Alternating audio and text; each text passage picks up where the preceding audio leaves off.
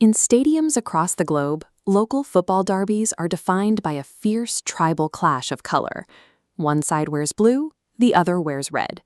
Fans believe these colors are sacred choices, steeped in deep civic history.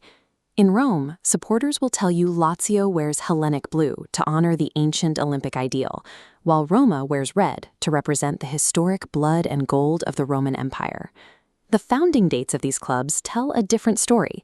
When the founding dates for these rivals are mapped out, the clubs wearing blue appear on the timeline first, year after year. Everton formed in 1878, 14 years before Liverpool FC existed. Manchester City was playing in blue decades before Newton Heath rebranded as the red-clad Manchester United in 1902. The same sequence appears in Italy. Lazio established their blue identity in 1900, nearly 3 decades before Roma was even formed. This chronological split points back to a shared origin. Early club colors were a matter of simple logistics rather than deep civic ideology. In the late 19th century, football was organized by clerks, dockworkers, and sailors. There were no institutional backers or wealthy commercial sponsors. Founders met in rooms above local pubs and passed a hat around to buy equipment. Every penny mattered.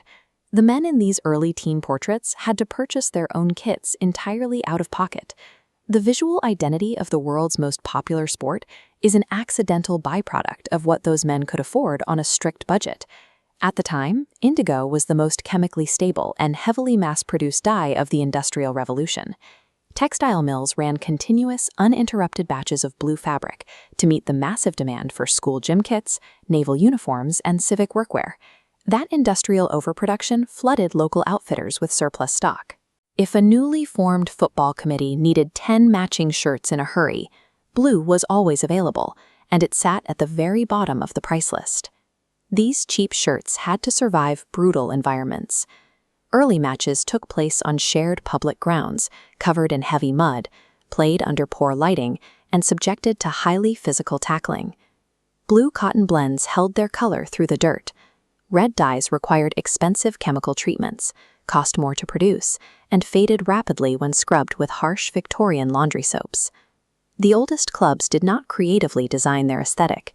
They claimed the only economically viable resource capable of surviving a full winter season.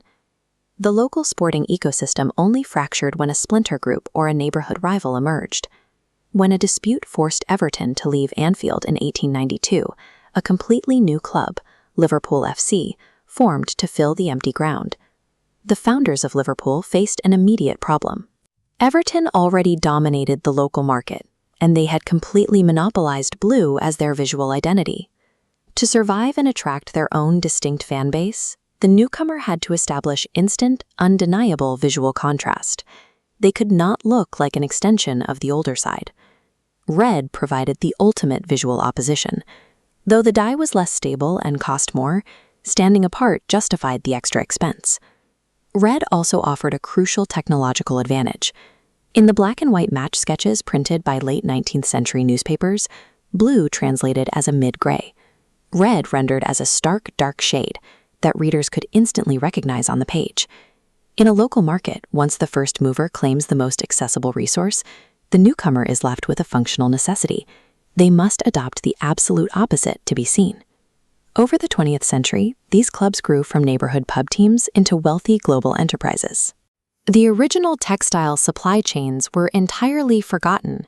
Later generations of fans, completely disconnected from the economic realities of the 1880s, began projecting deep emotional weight and grand civic narratives onto their kits. Humans are meaning-making machines. We transform random historical accidents into sacred heritage, assigning lifelong loyalty to colors our ancestors found on sale. Today, legendary managers and fan bases treat these colors as holy relics, willing to fight over shades that originally came from a discount tailor's surplus rack. Ideological rivalry did not create the colors of world football. The mundane economic accidents of the 19th century provided the raw visual materials that fans used to build those rivalries.